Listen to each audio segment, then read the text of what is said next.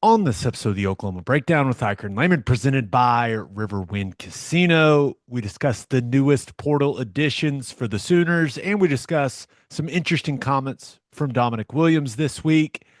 And then we recap what we saw in the first round of the college football playoff. Games weren't great, but there's a lot to talk about. Please download and subscribe to the podcast. Rate it 5 stars and write us a good review.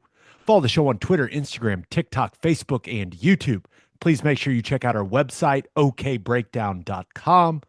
All right, our man Michael Hosty will kick this thing off. It's time for the Oklahoma Breakdown. It's a beautiful Monday, December 23rd, and you're listening to the Oklahoma Breakdown with Ikard and Lehman, presented by Riverwind Casino.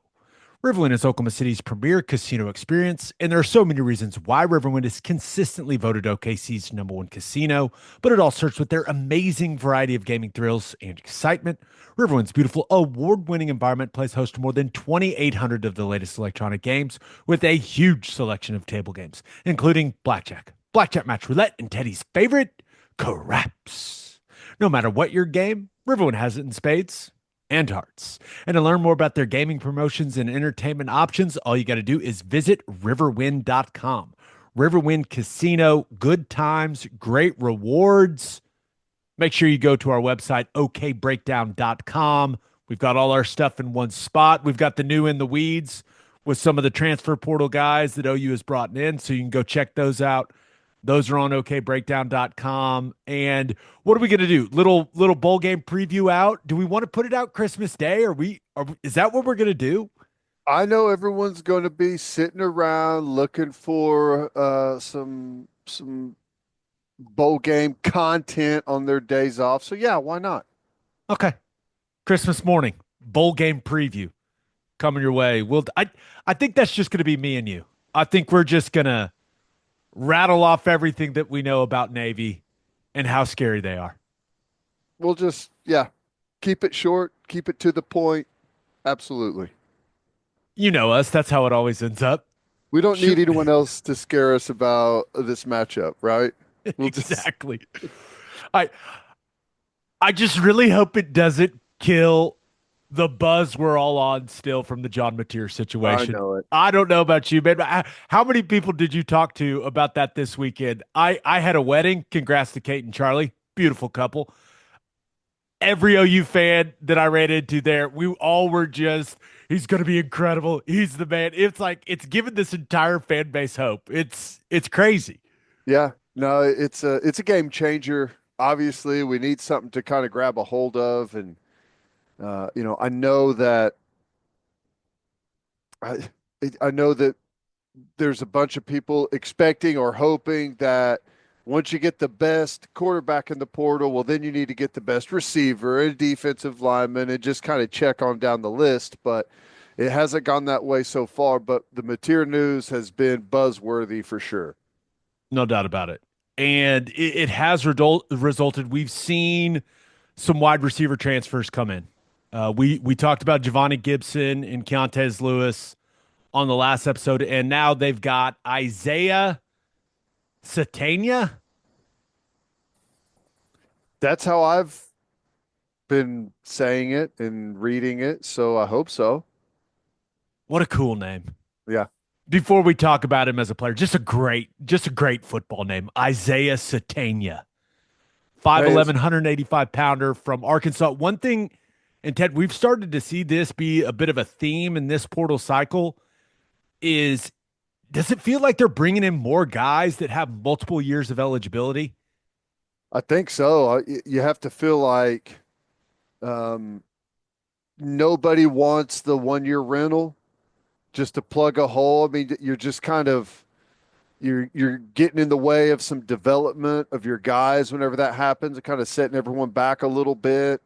And I think it's favorable for the fan base too to get to know these guys a little bit, play multiple years, and hopefully that's the case. So, yeah, we've seen that, and I don't think that's just an Oklahoma thing. I feel like that's to some degree nationwide that schools want to do that when possible. What do you think of Setegna as a player? He had 37 catches for 491 yards and a touchdown this season for Arkansas. a guy that's, he played a lot for Arkansas. As I was going back and watching the tape, this was a guy that played a ton of snaps for them. So overall, with what you've seen, what do you think of him as a player? Think he's solid, good speed, good returner. I think gives you some position flexibility. At the 5'11" size, you don't think of him necessarily as an outside guy, but he's not small by any means. So I think you could move him around on the field. And looks like a possession rotational productive type of player. And whenever you start to plug all of these different guys in, you'll just have to see who really takes off in this scheme, who builds chemistry with Mateer at quarterback to see, who's going to position themselves.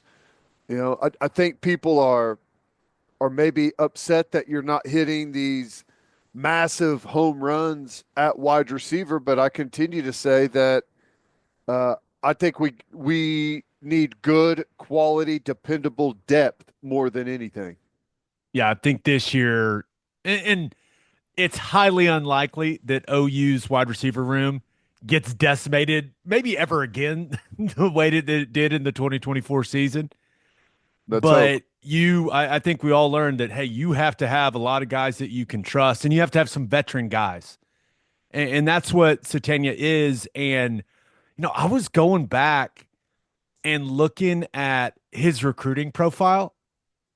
His dad was an All-American decathlete at LSU. He's a track coach. His was a longtime track coach.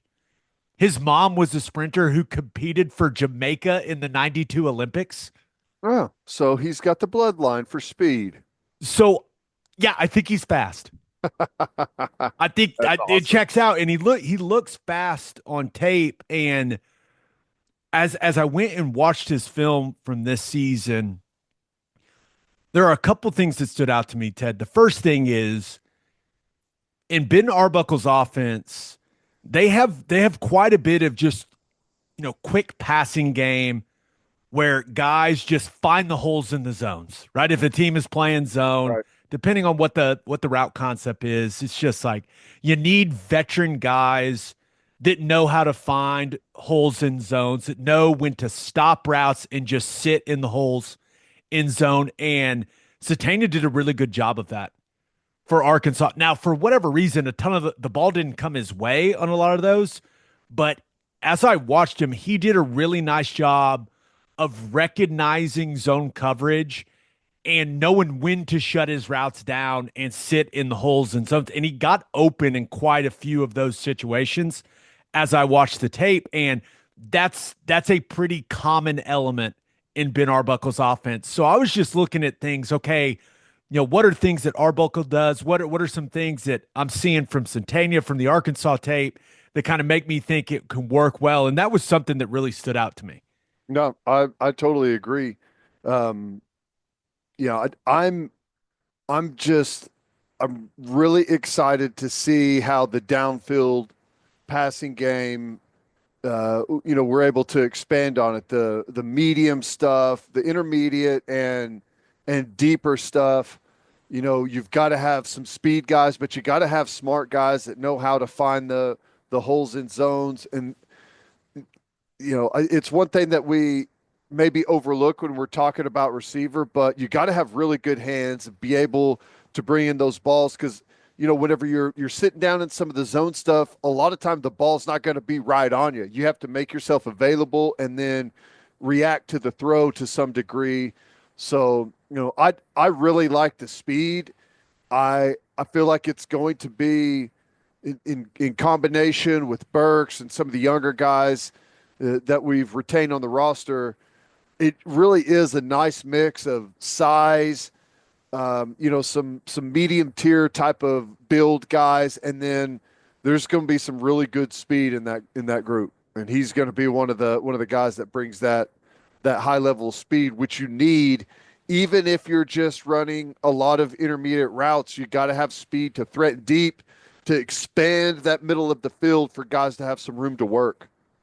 The Satania looks his fastest on the deep over routes. Mm-hmm. that he would run for Arkansas. And that's where I saw him create the most separation when he could just absolutely haul on those deep over routes. And once again, that's something you see in Ben Arbuckle's offense quite a bit when they're trying to push it down the field. So maybe that's something that he can just bring. And Arkansas used him a lot. Like he was on the move a lot when the ball was being snapped.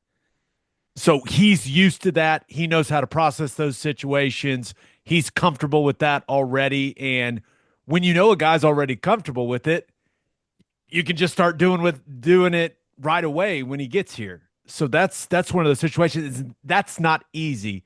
Like being that motion guy and having to diagnose, all right, what's the coverage as I'm on the move while the ball is being snapped? Like that's not something that is just that comes naturally to a bunch of guys. And he's done a lot of that. So once again, I was searching for things. Okay, what do I like about the things that he does that could apply to this offense? And we know Arbuckle wants to use a bunch of pre-snap motion. Yeah. It's funny. One of the things that I had was a lot kind of time this weekend. I don't know if you could tell. of, I yeah. spent a lot of time watching I logged a lot of hours between Setegna and Derek Simmons. Well, I like that. And I know we'll get to this, but it's kind of interesting what you're talking about there, like speed in the slot and using them as over routes. Well, one of the flavors of the weekend in the college football playoff was using your fastest guys at wide receiver to attack the Mike backer in Tampa. And I thought that was pretty cool what we were seeing there. And he's a burner, and you could use him for that exact type of route concept. So, yeah, speed kills, man. Speed kills. And if you've got burners out there, you can use them in multiple ways. Setegna does two things that I absolutely love to see from a wide receiver. A lot of times when I'm watching a wide receiver, and I'm not a wide receiver expert, but I like to watch what wide receivers do when the ball does not come their way. Mm-hmm. And he is always in the mix blocking when it's a run. Always. I did not see one snap of him where he just takes a couple steps and stops. He always is running and getting into a position to try to get between a defender and whoever had the ball on offense for them. Yeah. You got to have that. You got to have those attitude guys that want to get involved. And as competitive as I think this wide receiver group is going to be, that's what's going to set some guys apart from others is, yeah, if everyone is a equal pass catcher and route runner, well, maybe it's who's the best blocker, the most willing blocker that, is the separation in the group. He runs clear out routes. Like when he knows he's the decoy, he knows the ball's probably not coming his way. He runs his routes hard I like it. and with speed. There you Those go. are very small things that as a guy that watches football through an offensive lineman's lens, I'm like, I appreciate that guy doing the dirty work. That's good stuff. And Hey, that stuff matters, man. I know it sounds stupid, but like guys, wide receivers blocking down the field, wide receivers being unselfish and running those clear out routes to get their buddy open, like that matters in a massive way if this offense is going to make the improvement that it needs to make. I mean, you just got to think of it as a corner and as a defensive back. Those guys defend routes all day long in practice. They watch film over and over, hours and hours. You think out on the field in a game, they can't tell the difference between a guy running a route that's not getting the ball and a guy that feels like he is. Like selling that is big whenever it comes to influencing the coverage and how secondary guys are going to cover you. If they think you're running a clear out route, they're going to have eyes. They're just going to be kind of running it with you, but eyes back to the field, back on the quarterback. What's happened? How are they trying to influence me here? But if you got a guy that's head down, arms pumping, running as hard as he can, looks like he's getting the ball on a go route, DB doesn't have time to be peeking back to see what else is happening in the route combination. I like that a lot. So do I. And you mentioned his ability to return Yeah. punts. He's had multiple, like 80 plus yard punt return touchdowns over the last couple of seasons. So there is that element to his game. I assume he's going to be in the punt return mix. We'll see. We've seen Peyton Bowen do a lot of that stuff this season. We'll see if Setegna ends up being that guy for the Sooners next year. Yeah. Well, and I know it feels to me just, as I scan some of the social media stuff, that the prevailing thought of the fan base is we're not getting good enough guys at wide receiver. We're not getting difference makers, is what I keep seeing everyone say. Um, I think the difference makers are already on our roster. Jaden Gibson, Deion Burks, and the two freshmen coming in, Elijah Thomas and Manuel Choice. And then sprinkle in some of the other guys that I think had to play whenever they maybe weren't ready yet. I mean, And we let's have be star real, power. Giovanni Gibson is going to be the best looking wide receiver that we have physically. Mhm. We'll see if he becomes a more polished player.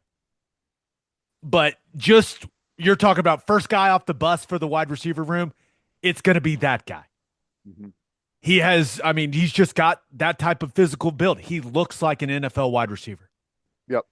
So you have to factor that in as well. And then Setegna is a guy, he played a lot of football for Arkansas. Uh, He knows what's what in the SEC. Yep. He's not going to be shocked by the level of play. He's been doing it.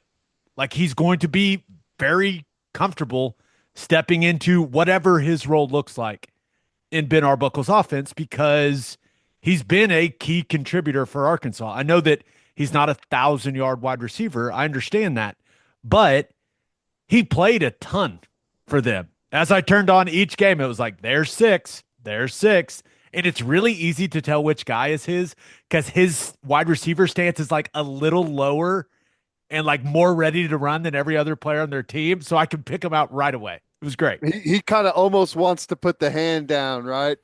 That's awesome. Love it. Anything else? Satania. Other just a great name. Great name. Like, is there any reason he can't provide the production of, let's say, like a Jalil Farouk? No. And this is why I'm I'm saying like the wide receiver, like the difference makers are there. To me, the difference in these guys not panning out or, someone it's going to be hard for everyone to pan out, right? Like there's going to be a couple of guys that arrive, other guys maybe aren't able to break through. But to me, the difference in what happens in the wide receiver room is going to be almost 100% depending on quarterback and offensive line. If the offensive line is corrected, is brought up to speed, ends up being a really consistent group that Mateer can play behind and do his thing, I wide receivers like the last thing I'm worried about. Farouk in 2022 had 37 catches for 466 yards. Yeah, Satania this season, 37 for 491. there you go. And the next year, Farouk had 45 for 694. I could Satania be that type of guy for Oklahoma? I think he can if the ball comes his way. Right. And if the offensive line comes together and plays at a high level, I think he's a guy that can produce if John Mateer is back there in the pocket, comfortable. Yep. I think he's got speed. I mean there's a lot to like about the guy. Totally agree. Totally agree. You mentioned that you're just more concerned with the offensive line play. Well, the Sooners added one more out of the portal with Derek Simmons. Let's break him down. But first, hitting the highway, Remember to stop at Love's Travel Stops. You can't miss the heart of the highway. And with the Love's app, you can also save big. How big? 10 or 15 cents big. Save 10 cents per gallon on gas and 15 cents per gallon on auto diesel. Save with the Love's app today and be welcomed by clean places and friendly faces. Certain conditions may apply. See loves.com for details. Who doesn't love a beefy deal during the holidays? At Didier Ranch, they are bringing their beef in a box full of deals. When you order on DidierRanch.com, you will get free shipping throughout the holidays. And if you use code Oklahoma15 at checkout, you'll also get 15% off your order. Get Oklahoma's finest beef when you order from Didier Ranch. Didier Ranch, tradition tastes better. And we are brought to you by Simple Modern, the official drinkware partner of the OU Sooners. This holiday season, get every Sooner on your list covered with Simple Modern's holiday gift guide, sure to make everyone feel holly jolly and bright. Head to simplemodern.com to check out gifts for everyone like drinkware, totes, kids gifts, and all your favorite licensed character merchandise. And now, with Simple Modern's new personalizer, you can create personalized gifts with just a few clicks. With 10% of all Simple Modern profits going to charity, you're also spreading holiday cheer all over Oklahoma and beyond. Simple Modern. It's good everywhere.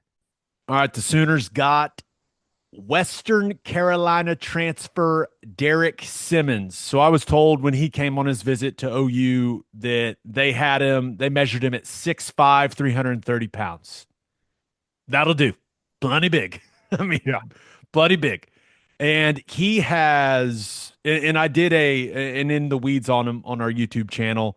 You guys can go check that out if you're into offensive line play and hearing about all those nitty gritty details. But this is a guy with, I mean, I'm just going to be real, some impressive versatility.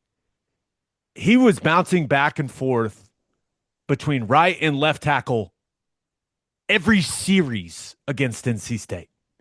Wow. He was just going back and forth. And that is not easy to do. It's not easy to do mentally because you have to flip everything in your mind every single series. And then it really is like your body gets used to playing one side if you're a guard or a tackle. And to bounce back and forth like that in a game, and I know he probably practiced a lot on both sides, but that doesn't make it easy. I promise it's not as easy as some people think it is, but I think Bill Bedenbaugh's going to start him at tackle. I think he's coming in to compete for a starting spot at tackle, most likely right tackle. I think he looks more comfortable at right tackle than he does at left tackle. But, Ted, I think this is a guy that's going to have every opportunity to prove what he's capable of at this level.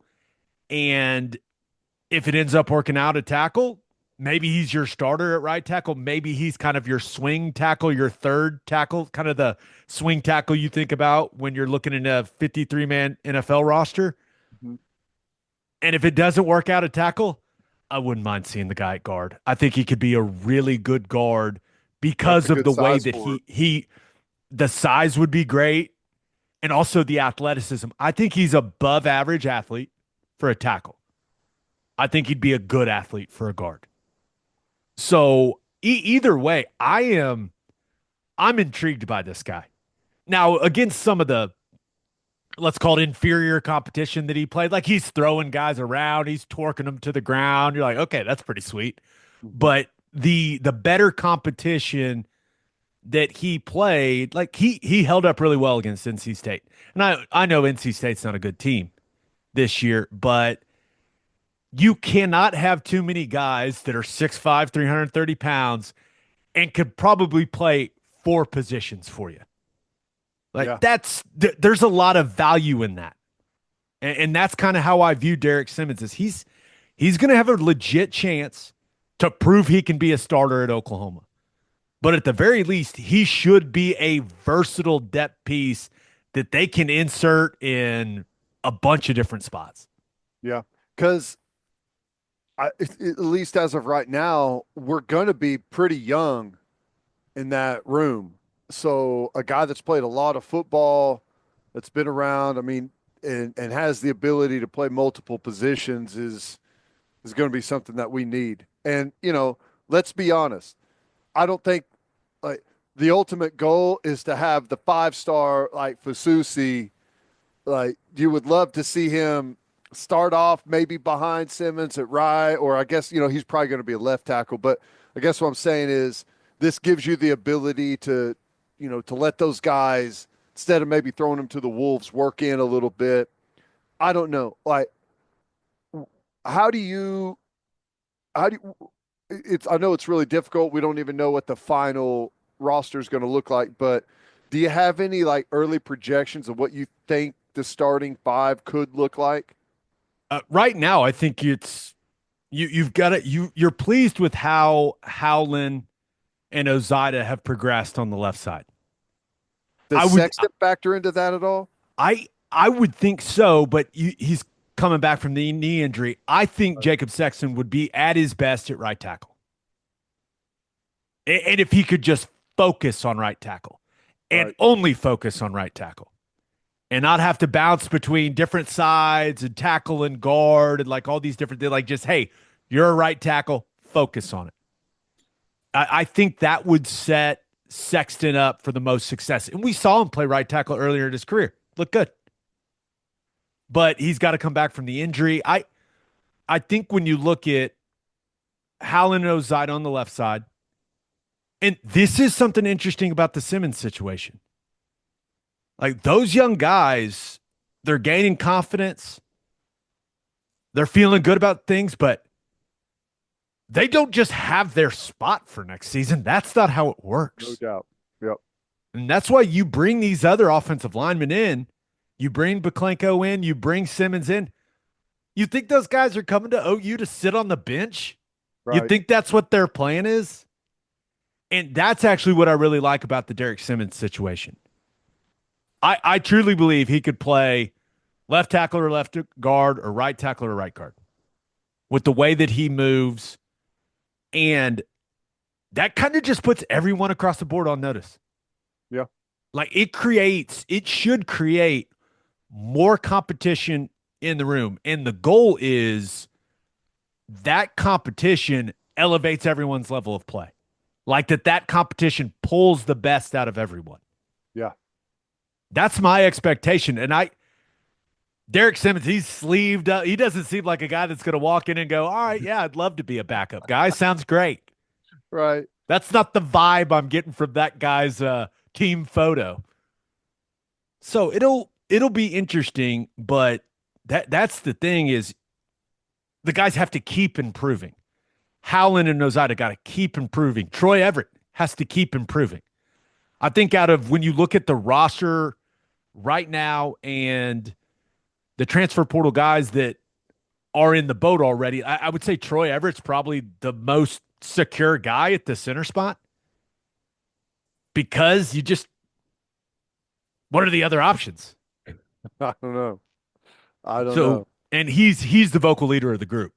Yeah. Just being down on the sideline, like Troy he's the leader of that group. So, but I think that you're going to get all these guys in this room in the spring, and you've got a brand new offensive coordinator who didn't recruit a single one of them.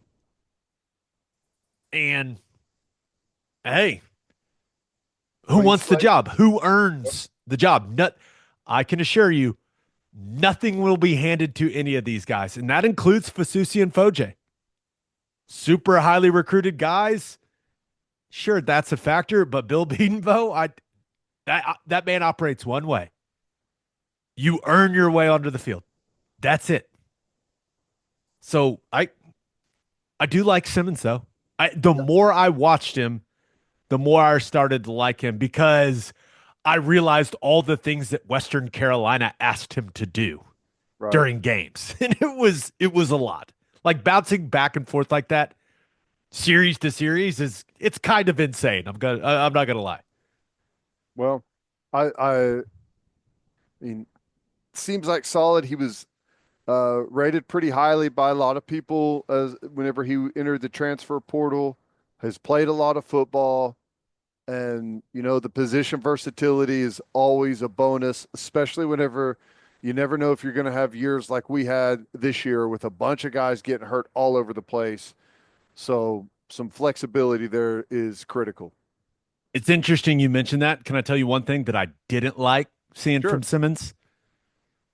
Their last game of the year against Samford, he played like the first 11 plays and was basically not using his left arm. Huh. And I had not seen anything like that from him in all of the other games that I watched of him. I watched every game. Huh. So he came back in the third quarter and tried to go again, played a couple plays, and something was going on with his left arm. So I hope that's nothing serious. Yeah. But it was clear as day on tape, like that guy doesn't want to use his left arm. Huh. So we'll see, but hopefully it's nothing to worry about because that guy he needs to be in the mix in spring ball. No doubt. Like that No doubt. competition needs to be created in spring practice. As Arbuckle is getting to run his stuff for the first time. So I do think that overall OU's offensive line room got better with the addition of him just because of the versatility. And you can go watch the in the weeds stuff for the stuff that I like, the stuff that I kind of don't like about him. But I like the way that he moves in the run game, really sudden out of his stance. I think he's best in some of the zone game. And then in pass protection, when his feet are right, rock solid.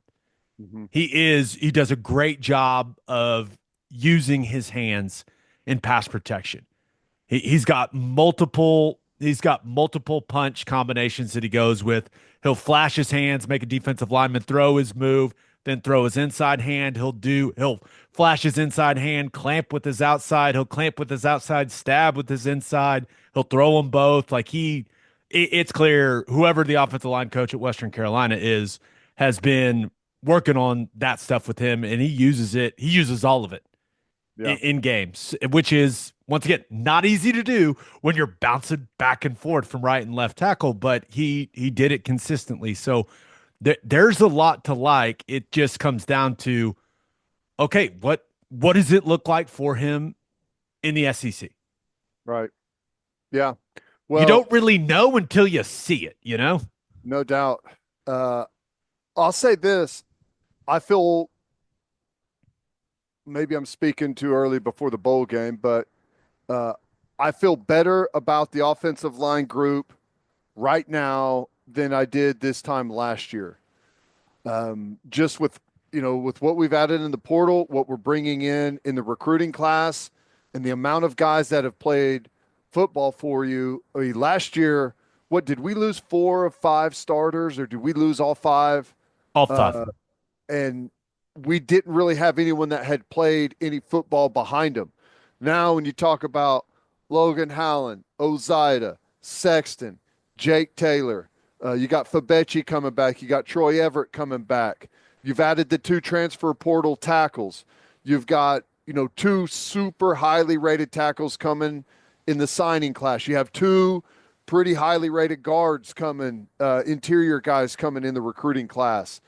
Feels like you're in a much deeper place with guys that have played some football for you. So hopefully that translates into some good things in the future. I love hearing that you feel better about it. That makes me happy.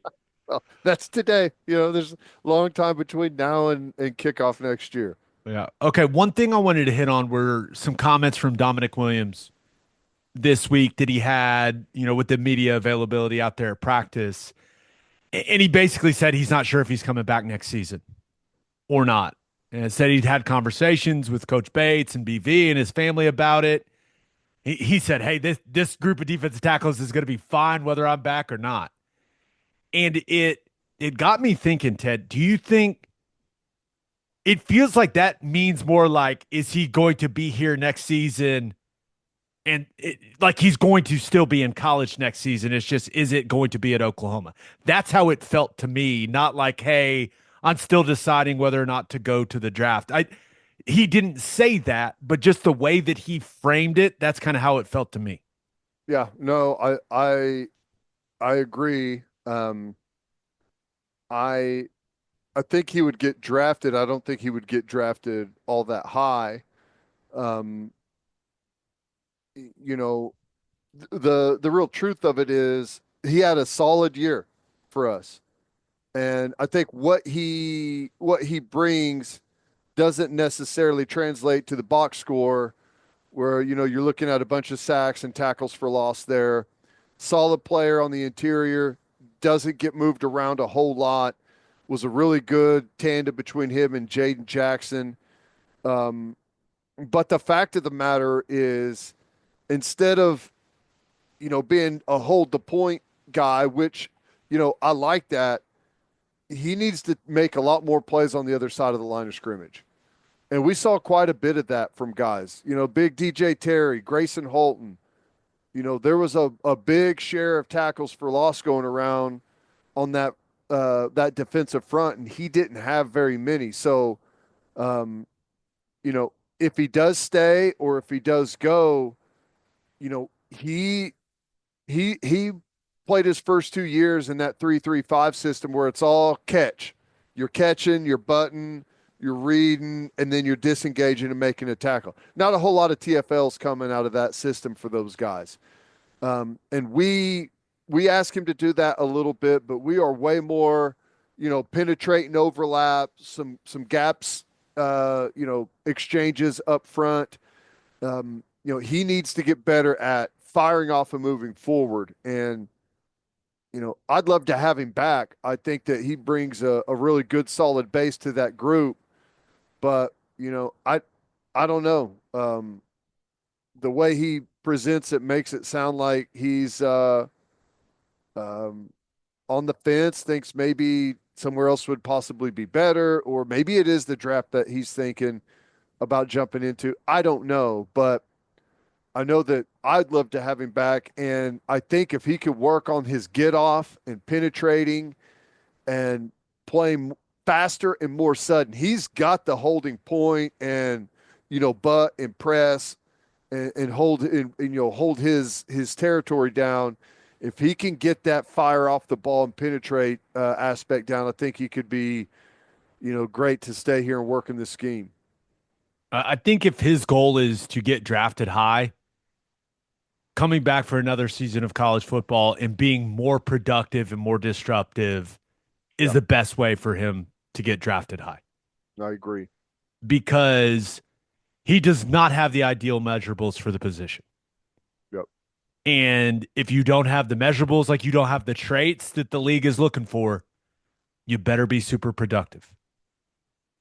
So you can kind of compare, what some of the guys in the SEC did versus what Damonic Williams did. I mean, Damonic Williams had 5 TFLs and 1 sack this season.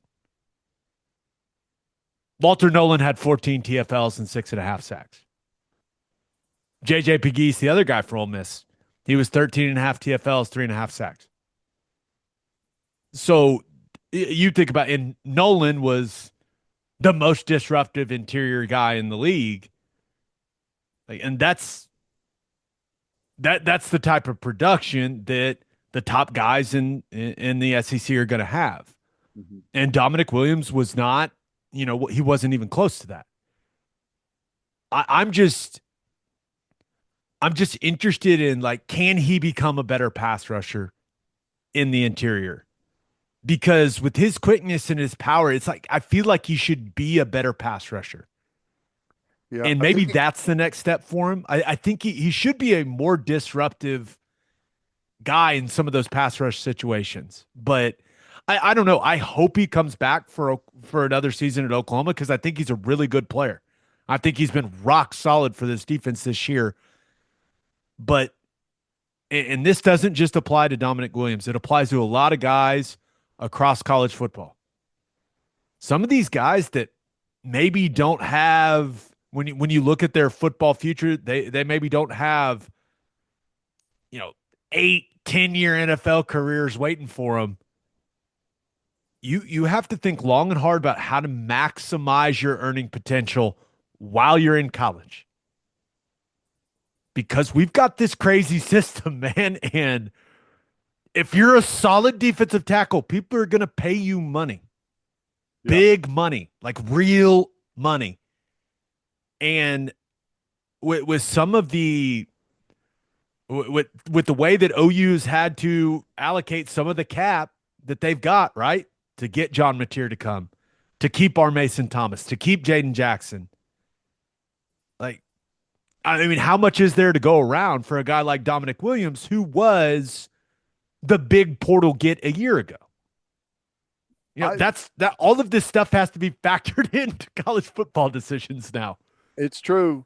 The problem for him is going to be, well, and I know there's not a whole lot of guys out there, so I mean it's supply and demand that's going to help him at defensive tackle, but everyone's going to say, "Oh, was a really good Oklahoma defense, one of the best run stopping defense in the country.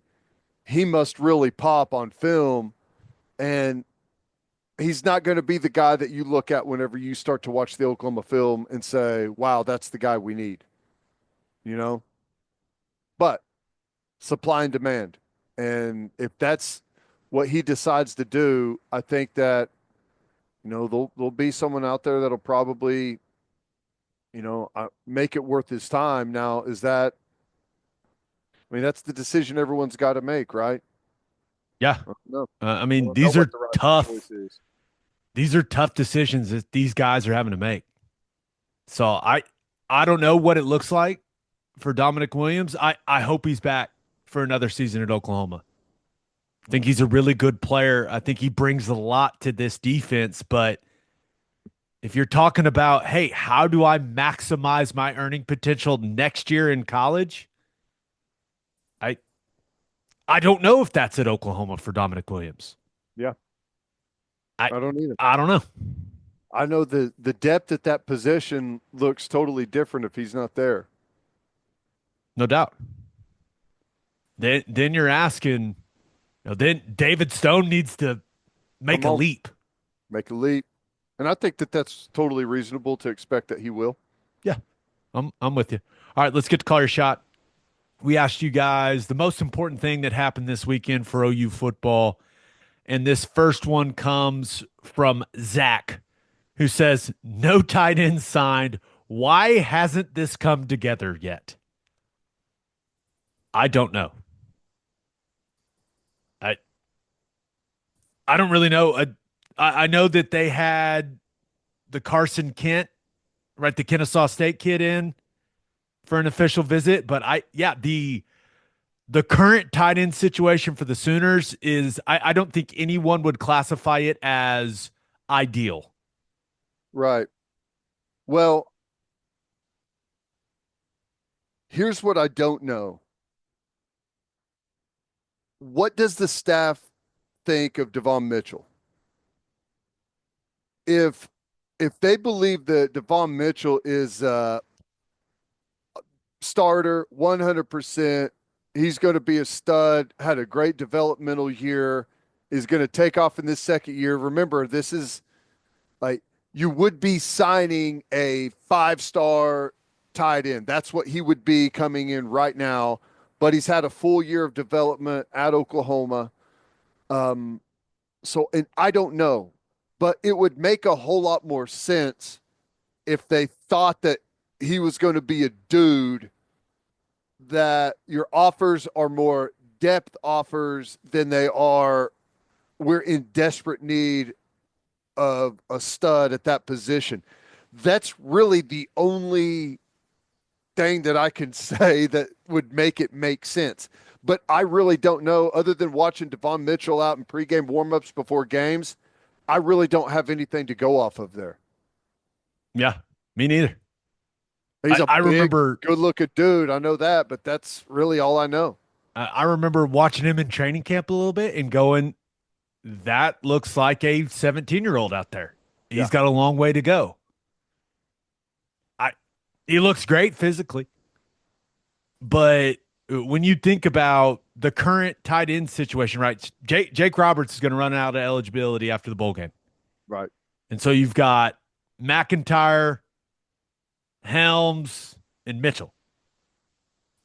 No one's played any amount of like legitimate football to really go off of. Caden Helms got some mop up stuff. McIntyre's had a little bit of time, but He's been banged up. Caden Helms is coming off the massive knee injury stuff, and Devon Mitchell has never even suited up. So, It's not an ideal situation. Like no, I said.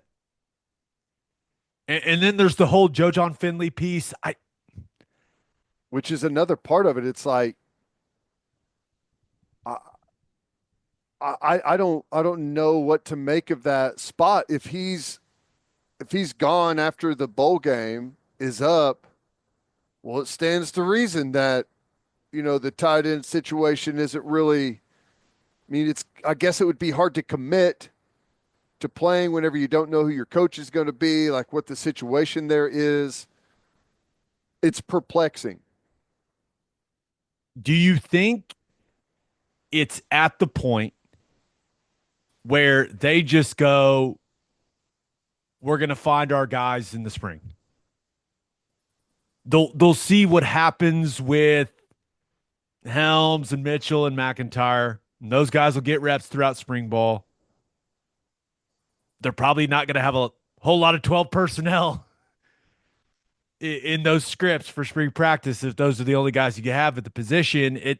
Maybe they get one or two guys just so they can conduct spring practice in a proper way, but it could just be a situation where they go, hey, we're going to make it known we need a tight end in the spring window.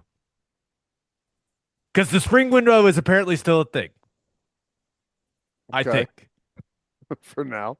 For now. As we sit here today. But it is, maybe that's it. Maybe it's okay. Yeah, there's been some tight ends that have moved. They haven't landed any of them, and just going to let a bunch of guys know, hey, got a couple openings at Oklahoma in the tight end room. If you would like to hop in. I get, like, what's strange to me is they're not treating it. It's not being treated as a dire situation, position of absolute need. It's being treated as we're making some offers to some guys to provide numbers at the position. That's what makes it so perplexing. You know what I'm saying? Like, if they were truly worried about this spot, don't you think that there'd be a large allocation of NIL dollars put there and offers made? And I don't know who all at tight end has jumped in. Like, maybe there's not those guys that they really want to go after to throw dollar bills at, but I don't know. That's why I said my theory is they feel really good about Devon Mitchell because they're not making offers that would lead you to believe that there's panic at the spot right now. So I honestly don't know what to say about it. I would love for us to have a stud tight end. I'd love for us to have 3 stud tight ends. Correct. That's I don't know. It's that position is clearly not where Oklahoma football wants it to be. Which makes everything all the more confusing, right? Yes. You're not going to be able to, like, Arbuckle's offense. I mean, the passing concepts are air raid passing concepts, but the running concepts are gap scheme, outside zone stuff, like SEC football running game that everyone runs in this conference, and everyone blocks it with 6'5", 6'6", 255, 260-pound tight ends. So if we don't get that, we ain't going to be able to run that. I concur. So that's what I'm saying. I don't know. I don't know what to say about it. I don't think we've made anyone feel better. I haven't made myself feel better. This other one comes from Jim Wise. And he said, I love this. Nothing. It's basketball season when we are undefeated. That's right. What, 12-0 now? How about the ending of that Michigan game? Amazing. Jeremiah fears we just got to enjoy them while we can, people. We're only getting 1 year. That man's going in the lottery. It's going to be awesome what he does. So just embrace and enjoy this 1 year of fears because that's all we're getting. And that 4 point play, I was screaming on my couch. It was awesome. That was so much fun. It was incredible. Um, awesome to watch. Toby Rowland's call was magnificent, as you would imagine. Dude, he's on a trajectory. He's just getting better and better.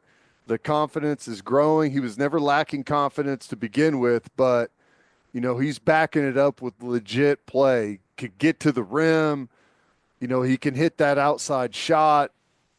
It's and he's not. It's not like they're a one man show. They are a really well rounded team. From what I could tell, not a basketball guy. I don't know if this is official football guys talking basketball It's yet, starting to but feel like you're getting into some deep analysis here, buddy. This is feeling like FGTB territory for sure. hey, I'm thrilled with where they are right now. It's going to be a hell of a year. It's going to be fun. What Duke Miles had 29. 29 against Central Arkansas today.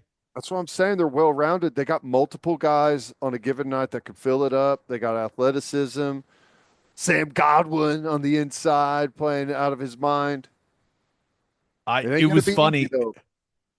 I watched a lot of the Central Arkansas game, but basically when the game still felt like it was in the balance and then they walked away from him.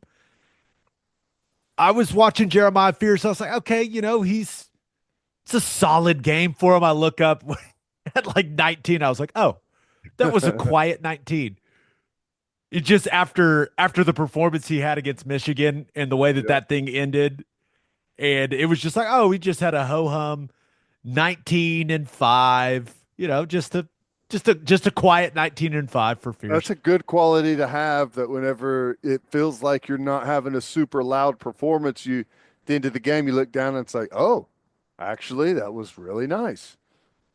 You ready to talk about just a boring round one of the playoff? Can't wait. Let's do it. But first, Schwab Meat is making Friendsmas more fun with another NIL partnership for the holiday season, starring Billy Bowman, Jada Coleman, Kobe McKenzie, and Kinsey Hansen. Schwab Meat has been smoking the highest quality turkeys and hams for your special holiday meals since 1912. Every Schwab ham is cooked and smoked over real hardwood hickory for 10 hours. Make your Christmas meal easy this year by ordering your holiday turkeys and hams online at schwabmeat.com. Get free shipping online orders over $75 with code OKBreakdown. Schwab Meat, the official champion of the holidays. and three things matter in banking: service, service, and service. And First Fidelity Bank's commitment to exceptional service is more than a promise, it's their foundation. FFB has been by your side for over a century, and they are honored to be a part of your journey. Banking isn't about where you've been, it's about where you are headed. Open an account at an award-winning bank today at ffb.com. At First Fidelity Bank, we go where you go. And head to the garage for hand smashed patties, butter toasted buns, and ice cold beer. It's the perfect spot to watch any big game. And with all the garage locations being open at 10 p.m. or later every night, it's the go-to late night spot. Visit eatatthegarage.com to find a location near you and order online from the garage in your neighborhood. Tennessee's fans showed up. Yes. Yes, they did. The football team, however, not very competitive. That was really impressive from Ohio State. They absolutely whooped the Vols 42-17. And I'm just going to be real. This is not how I thought that game was going to go. You and I me both. thought I thought Tennessee's defense would give Ohio State's offensive line, who is missing two key starters, thought they'd give that group trouble. Thought it'd be a lower scoring game. That did not happen. Ohio State's offense, they came out and they pushed it down the field. Will Howard was great. Jeremiah Smith is just ridiculous. And it was explosive play after explosive play after explosive play in the passing game, in the run game. And Tennessee really, they just never had a chance. No, they did not. Will Howard was dropping dimes. That dude made some freaking throws. Now, he threw one of them out of the top of the stadium and came down, and he looked fantastic. That's the best I've ever seen him play. Remember when we told him to his face to move to tight end? I don't remember that as far as I'm I did concerned. it. I did it multiple times and had to apologize to him live on radio. That happened. That happened. I still think he would have ended up being a good tight end, but no, he In our is. defense, you've got to go watch some early K-State stuff, which is a great example. Don't make your mind up on players early on. You could develop a lot, and he has. The question coming into that game, I thought, was, hey, is Ohio State going to utilize the wide receivers? The last time we saw them, they were trying to essentially beat Michigan at their own game. Did not go well. No. And right from the jump, they came out slinging that thing. I mean, that early touchdown to Jeremiah Smith was beautiful.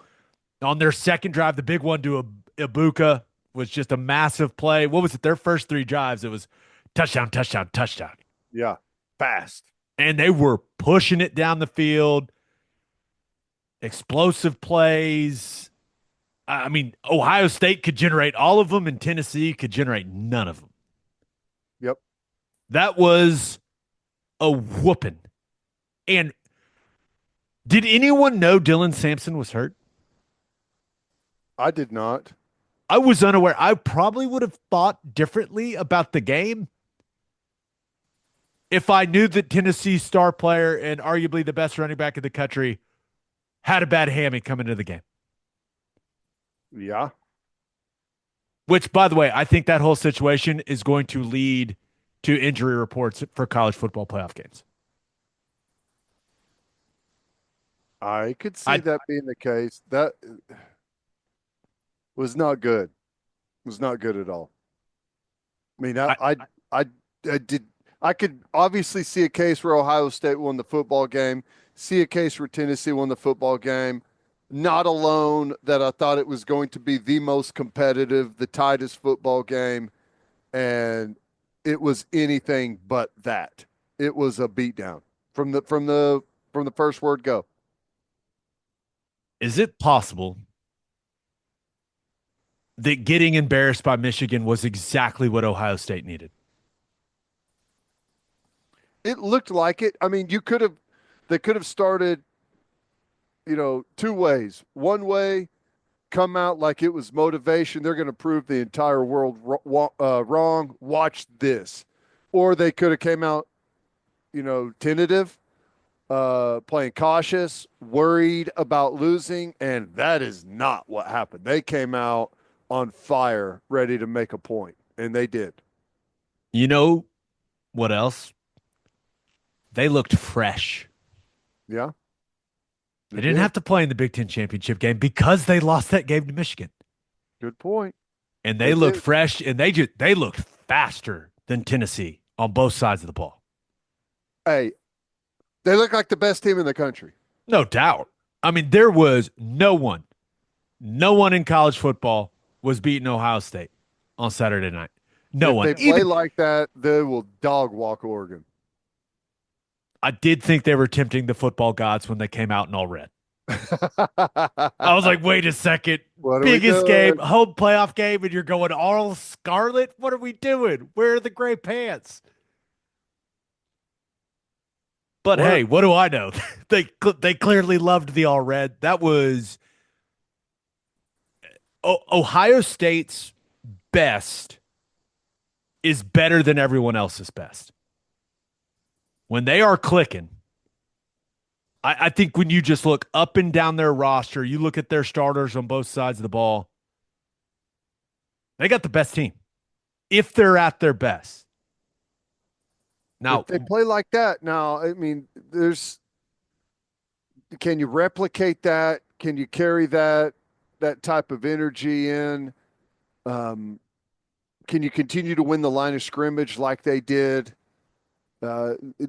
It's going to get tougher. I mean, Tennessee's a really good football team, but I there was plenty of people had them picked to win this game, but I don't know that anyone had Tennessee picked to go win a national championship. No, I hadn't So seen anyone do that. the tests are going to be more difficult, but if they can replicate that, Will Howard 24 of 29 for 311 and 2 touchdowns, that'll do. He was fantastic. Fantastic. There were some positive things for Tennessee in the game. I thought Nico had some moments, but really the only great thing was how many Tennessee fans were able to get a ticket.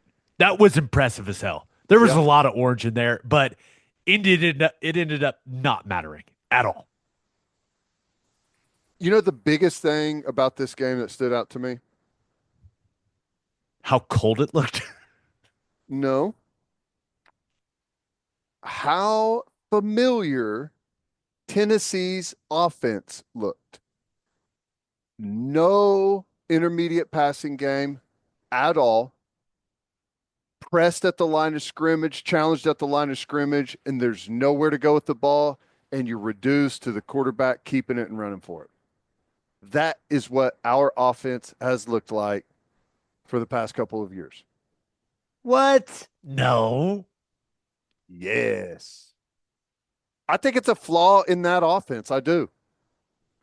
It did not look good. They couldn't run it at all. All their rushing yards came in garbage time. Yep.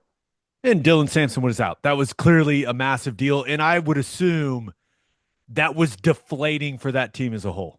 Sure. It's like, damn it, we don't have our dude at running back. Like that affects you. It does.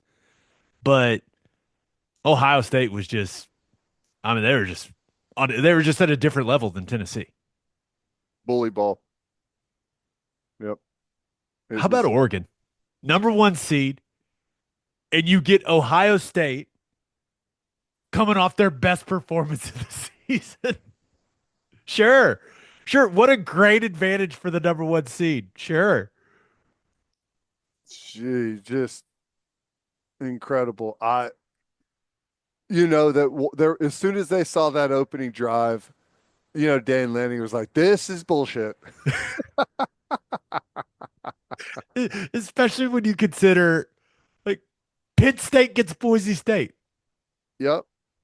Texas gets Arizona State, and Oregon is sitting there, the number 1 seed, going, oh, we get Ohio State. Awesome. This is totally how this should work. Oregon would rather play anyone else left in the tournament, Georgia included, I'm sure. Oh, Georgia's starting quarterback's out. Yes, they would pick Ohio State. You're absolutely right, Ted. Ohio State, if Oregon got to pick, if I got my way, and you went through the first round, and then, hey, Oregon, the 1 seed, they get to pick their opponent, and then you go down the list. And that's how we do this thing. It'd be wildly entertaining. ESPN, do it. Be awesome. Ohio State would undoubtedly be the last team on the list that Oregon would pick. That's right. No doubt. No doubt. And that's who they're playing. Congratulations on the bye. Good luck. Good luck. That'll be a fun game, though. Oh, it's going to be Rematch. awesome.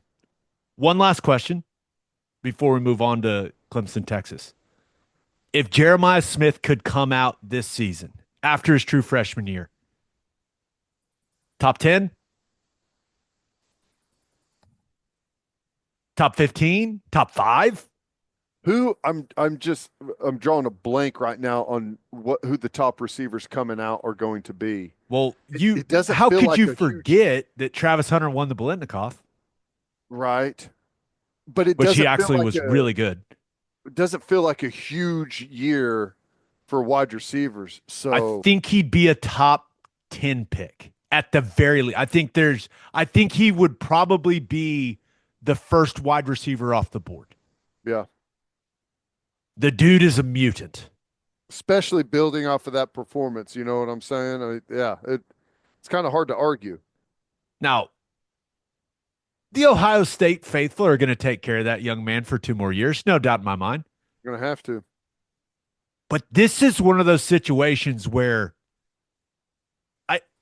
I don't think Jeremiah Smith needs to play another year of college football. I just don't think he does. Let him go. Figure it like make a committee, an advisory board, like group of decision makers that these are just rare occasions, right? Let him go. That guy should not be playing for $1 million or whatever next year. That guy should be making big time money. He's that good. It's true. Now, there is, I don't know, call it a gentleman's agreement between the NFL and college football. The NFL, it's the NFL's rule, right? Yes. And very easily the NFL could say, yeah, let's do away with that. If these guys are ready to play, they can be draft eligible whenever they want. That is a decision that college football does not want to have happen. They do not want the NFL coming in and plucking their superstars after one season. They want to be able to profit off of those guys playing college football. Just call it how it is, right?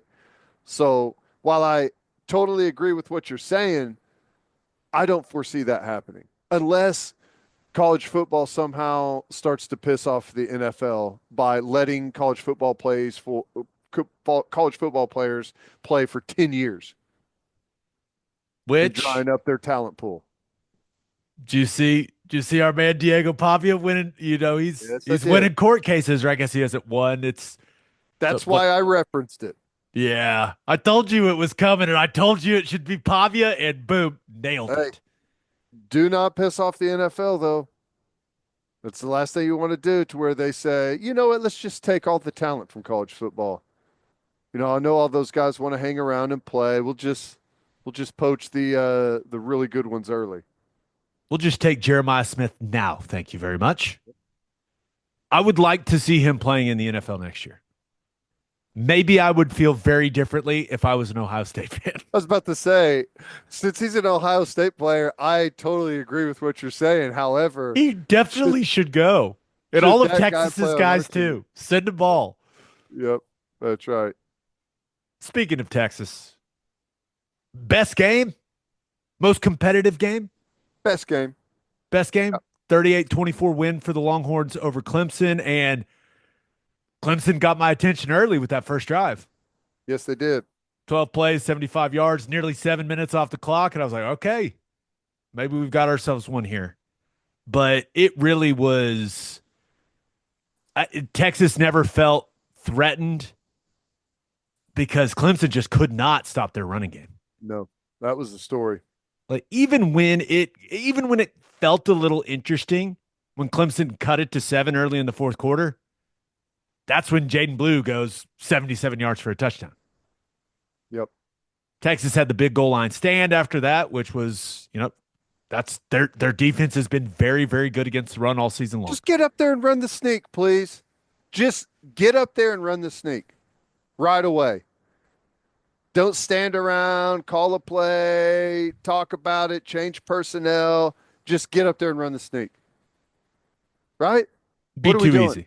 What are we doing? I thought Clemson represented themselves well, but I also thought it was the perfect example of the fact that Clemson's just not a lead anymore, and it's because of the way that Dabo builds the roster. Now, they have taken a couple portal guys this cycle. But Texas, and in the way that Sarkisian has built that roster is kind of the best way to do it. They have recruited really well. They have developed their players at a high level. And then they have filled some gaps and added talent through the portal. Mm-hmm. Dabo and Clemson, they have not done it that way. And you got to remember, Wisner was their fourth string back to start the year. And now the dude is an absolute problem. Yeah. Well, so that's just Texas they've done a really nice job of building that roster. right? Cam Williams goes down. Jake Majors, takes the blindside block, doesn't play the rest of the game. They move some guys around. Cole Hudson comes in at left guard. Left guard moves to center. They bring their backup who filled in for Banks in the SEC championship game when he went down. He went to right tackle, and they kept running the absolute hell out of it. Yeah. 48 for 292, 4 touchdowns on the ground. Ooh. That's tough. Outside Clemson, on the zone. other hand, 24 for 76. Not going to get it done. Yeah, I don't know what was up with Maffa, but what do you have? 2 carries? Yep. He had 2 carries. Yep. And if you're a Clemson fan, maybe you go, hey, that pick six coming off the board, that was a huge play. Who knows how the game unfolds? If that doesn't happen, come on. Texas just they were a better team. Yeah, they were. Clemson just didn't have the horses. And it's weird to think that they didn't have the horses on the defensive side of the ball. With what they've been for so long, how many guys they've put in the league, especially along the defensive line, and Texas's patchwork offensive line pushed them around. They had, which, credit to Blue and to Wisner, but dude, some of those were so blocked up. Just no one home. Can you imagine how, like, the emotions that were going through my body as Texas was ripping off just massive chunk outside zone runs?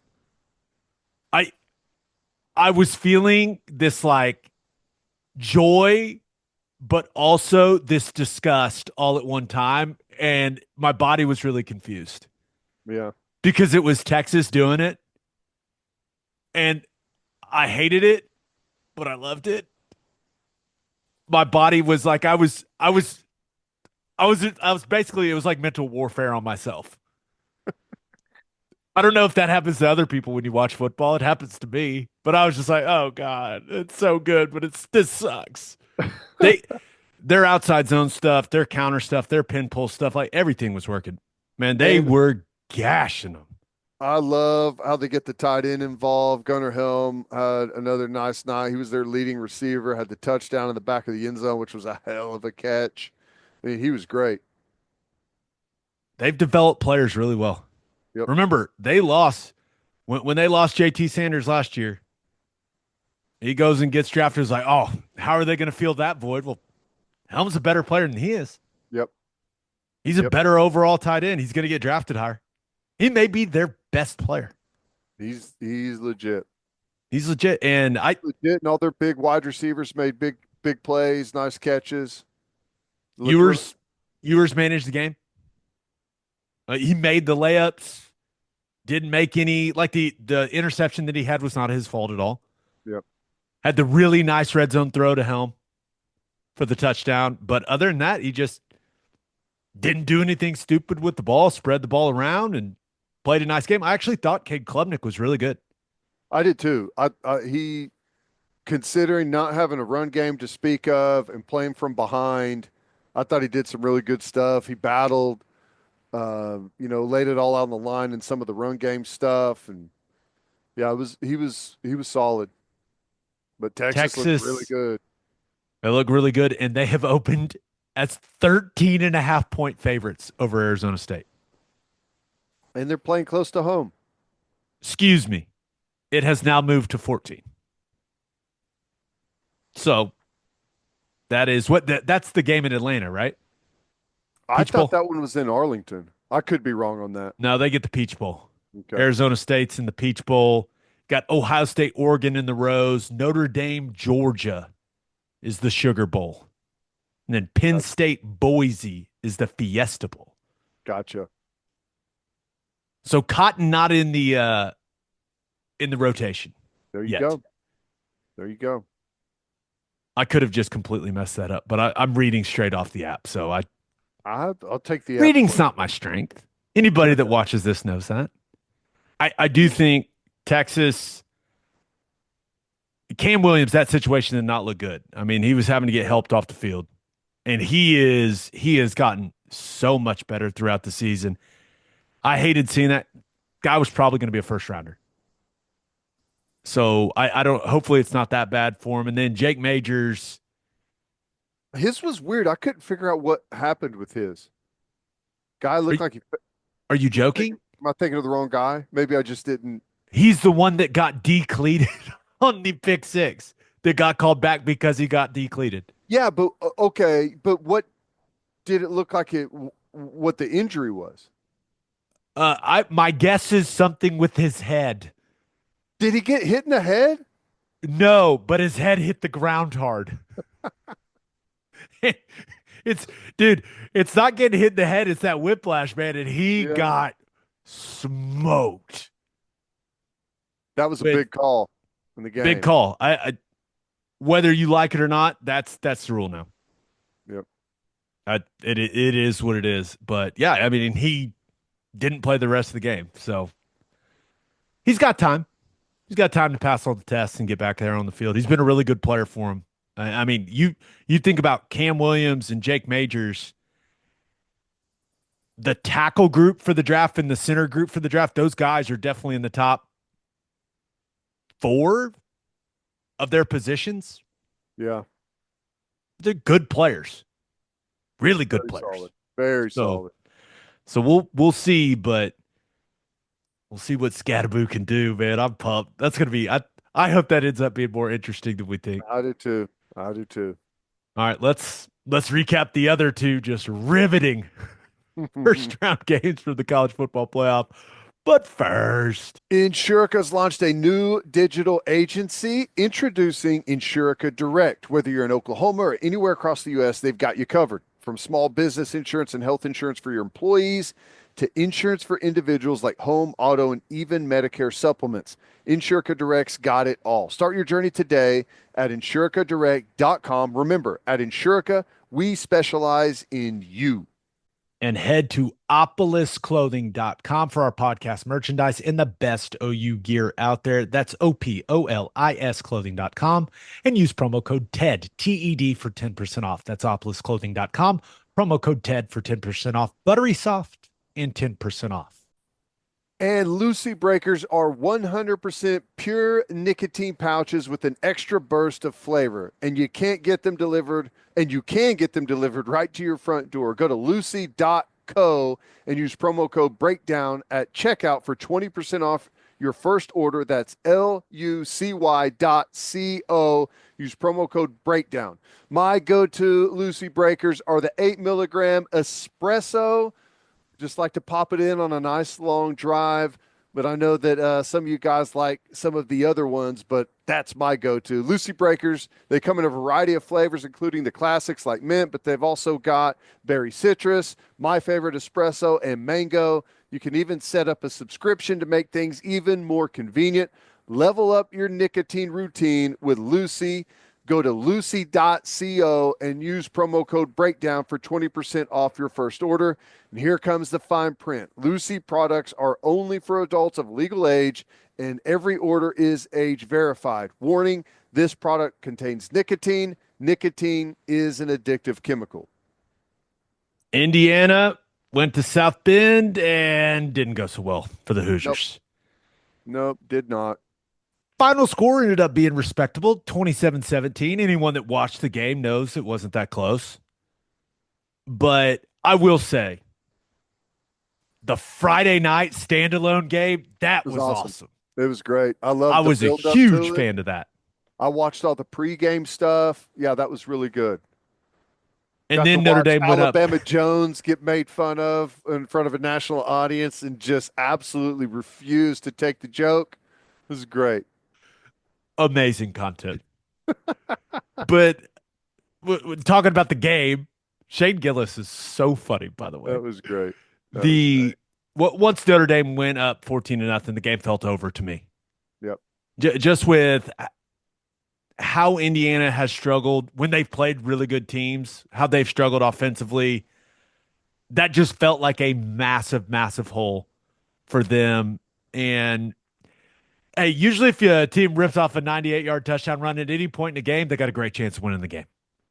That was equal parts awesome and brutal because when it happened, you knew the game was over, right? It's just, well, that's at least what it felt like. It's like, well, that was that.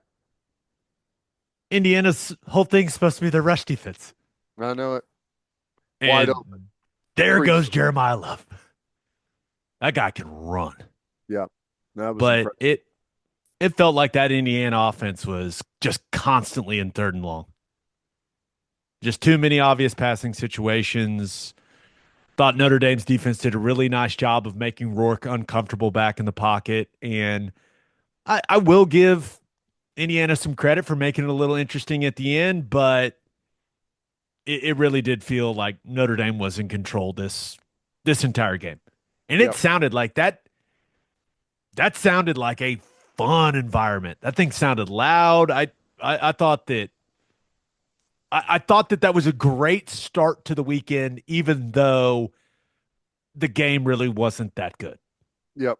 It wasn't. It was, I thought Notre Dame, like the way their defense played, the pressure they had on Rourke, and how well they covered those receivers. I mean, Indiana's got a really good offense. They're used to, operating very efficiently in the passing game, and they just struggled to get anything going. Couldn't get the run going hardly at all.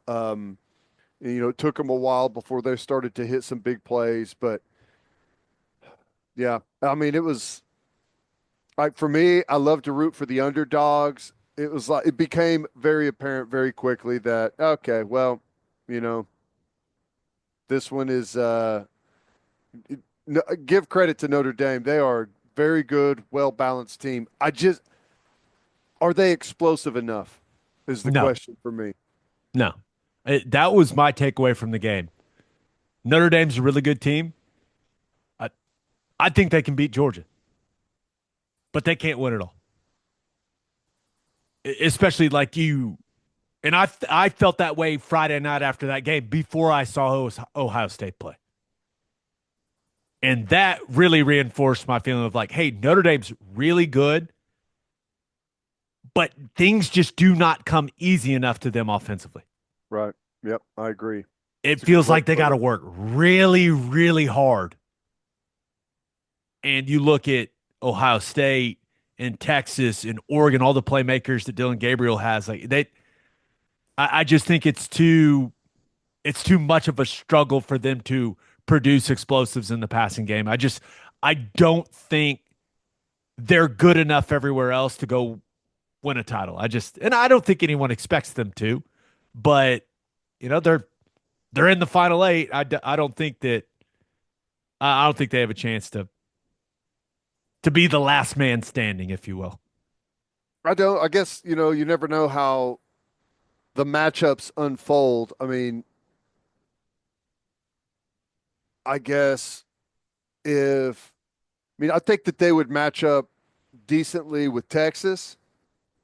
Um, I feel like the matchup, whether it's Oregon or Ohio State, is where you really feel like they would struggle. Like the Georgia matchup is okay for them. Georgia's not super explosive on offense, especially without Beck.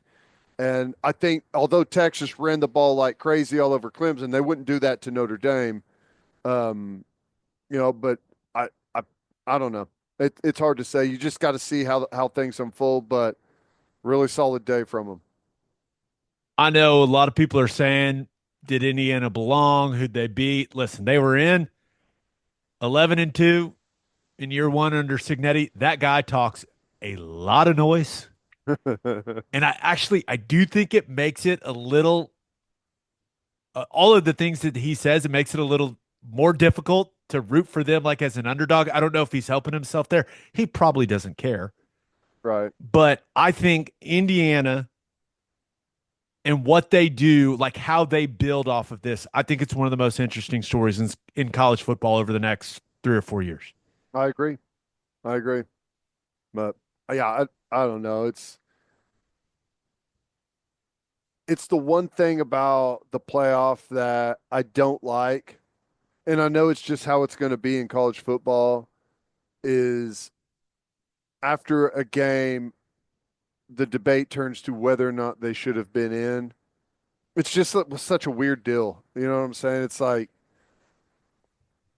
I don't know. I guess that's just how it's always going to be. That's part of it. We've had first round blowouts since this thing started. I, exactly. I, Lane Kiffin was just on one tweeting though. And yes, do I think Ole Miss could have beaten Notre Dame? Yes, I do. I absolutely do. Do I think would I have rather have watched that game?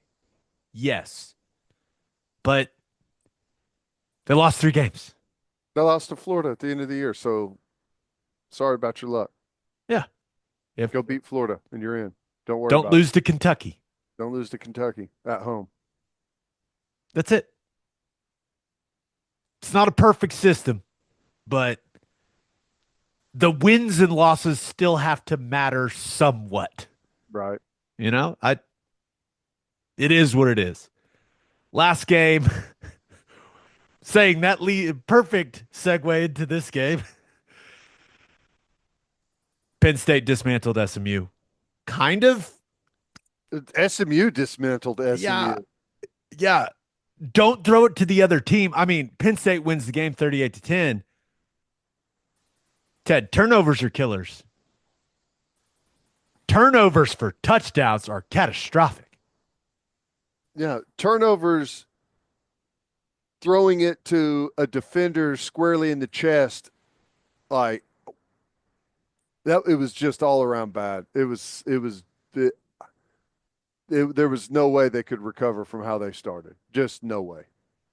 I will defend Kevin Jennings on the first one. I was furious on my couch. The center and the left guard just let the D tackle go.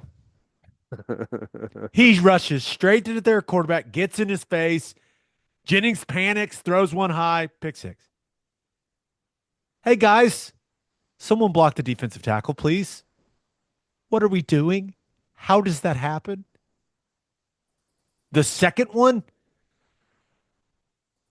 was what he just didn't. Did he not see him? Because that looked as bad as it possibly could look. It looks Yeah. like he threw it right to him on purpose. That's how it looks. I'm watching the highlight right now. I mean, there's a receiver somewhere behind him, but I mean, he just threw it right to him. I mean, straight up threw it right to the guy. The guy made a hell of a run. Oh, Rojas's return was sweet. Just That a was couple nice. jukes in there.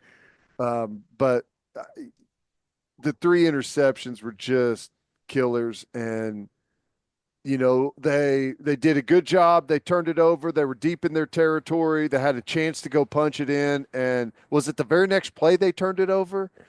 It's like, okay, here's their chance to get back in the game, and turnover. Brutal. I appreciated Penn State kind of snowballing that whole thing after the third interception because I got some chores done in the second half. Yeah. I mean, what There, else? I feel like that was the part everyone was like, okay, it's 28-0 at the half. This thing's over. Let's get some things checked off the old Christmas to-do list. That's right where I went into that mode immediately at halftime of that game. frustrating. Yeah. Because, the night before you had the Indiana Notre Dame game that even though they made it interesting late was a bit of a disappointment, and then the way that this one started early, it's like, oh my gosh. Like to me it was like I wanted to see a bunch of good games, but it was also like I don't want the whole thing coming out of this weekend to be like how do we pick the teams, and these teams shouldn't have been there. It's just exhausting. So that was what was frustrating to me. If that's what you wanted to avoid, the first 2 games couldn't have gone any worse for you. Could not have. Well, I Like, guess Indiana, the final score, not that bad. yeah, the problem is nobody was left watching it at that point. No, Fair enough. no one remembers that the final score ended up being what it was. But I did go and watch the second half highlights because I'm a professional. Penn State just ran the hell out of it. Yep. Felt bad for Kevin Jennings, man. It was tough Those were some horrible, horrible mistakes with the football. and impossible to recover on the road, and being an underdog like they are. They had to go out and play the perfect game and maybe even have some bounces go their way, but when it started the way it did, just because they showed a couple of signs early, like they hit It on a looked, couple of dude, it plays. looked pretty evenly matched, especially at the line of scrimmage early in that game. I was like, Yep. okay, okay. And then the pick Turnovers. sixes were just What are you going to do? horrible, Yep. hard to bounce back from. And they did not bounce back from it. No, they did not. No, they did not. Any overall feelings, overall, like your number one overall thought after the first round? Immediate reaction, Ohio State, if they play that Ohio State team that we saw is the team to beat in the tournament. That Ohio State team, if they replicate that, that's the team to beat, in my opinion. We'll see how bad the injuries affect Texas. Like who knows, what's going to be, what the final verdict is on losing a couple of offensive linemen. That could be a factor. And Notre Dame completely solid all the way around. And I, if Penn State plays the way they did on the line of scrimmage, it's going to be very difficult, in my opinion, for Boise. You know, if you can shut down the run with them, you have a really good chance to beat them, and that plays right into maybe the best strength of Penn State's team. Penn State opened as a 10.5 point favorite. Fair. Yep. So we'll see. It wasn't a great first weekend, but it was still I think my number one takeaway, my number one thought after round one is give me more home playoff games. 1,000%. Those environments looked awesome. All of them. All of them, without exception. And it's Even not Tech, going to be the same. When we go to the Rose Bowl and you go to the Fiesta Bowl, it's just not going to be the same. which is good. I want people to see the difference between the two. Give me more home playoff games, Yep. especially where people just look like they're freezing their asses off. Yep. Do you think like Texas, they had the win over Clemson, and then they've got Arizona State, and like Penn State has Boise. Do you think a lot of people don't go to those games because they think, well, we're going to win, and I've got to it's hard to go to all of them just cost wise. Those are not cheap tickets. Those are not cheap trips. I mean, it's not like playing in your home stadium. It'd be one thing if they were playing again and up, at home where you could get all those people to go, but that has to be there has to be an effect there, right? You would think, but like Penn State's a massive school with a massive alumni base. That's true. But I do think that the people that run the college football playoff, if all of a sudden you start seeing thousands of empty seats in these neutral site second round games, then you start looking at it going, huh, Yeah. is this really the best way to do it? And those home sites all hold way more people. Well, the Big Ten ones, yeah. Right. But you got to remember, if it was home in the quarterfinals, they'd be playing in Boise on Right. the Smurf turf. True. That'd be tough on the eyes.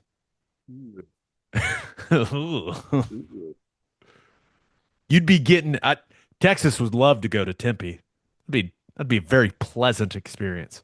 Yeah. But I don't know, man.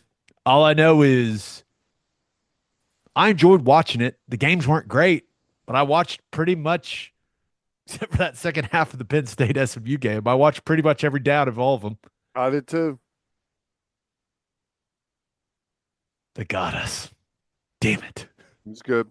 It was good. Could have been better, but it was good. The environments was what made it still worth hanging around for. Oregon, Ohio State maybe kind of feels like the national championship game. Maybe that's too extreme, but that's kind of where I'm at right now.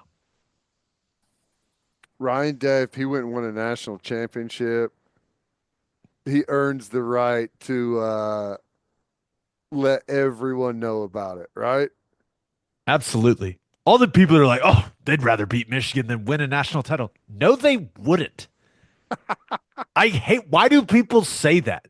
People, oh, I'd rather beat Texas than win the national title. Shut up. What? No. Because it's what you say, like whenever you're not playing in the like about to play in a national championship game, you know? It's like, no, I want to win the national title. If you could have told me, hey, you're going to lose to Texas, you're going to get destroyed, but you're going to win a national title, wouldn't even think twice. Yeah, give me the national title, bud. Yep. What are we even? It's one of the dumbest things I think people say. Like, oh, no, you got to beat your rival, or else the national title just it doesn't feel the same. Shut up. Doesn't make sense.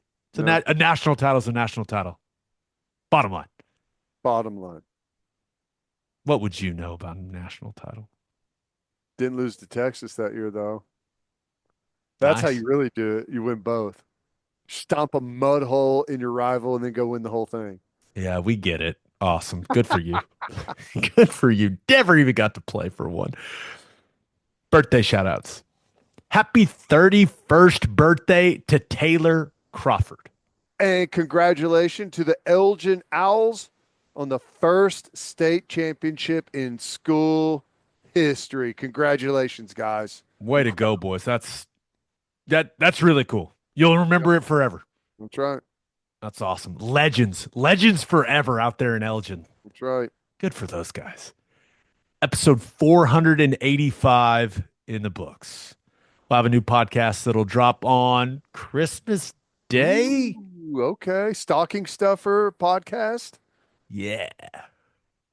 Turn it on. You'll be making breakfast for your kids. Turn it on. Learn a little bit about how scared Teddy and I are of Navy.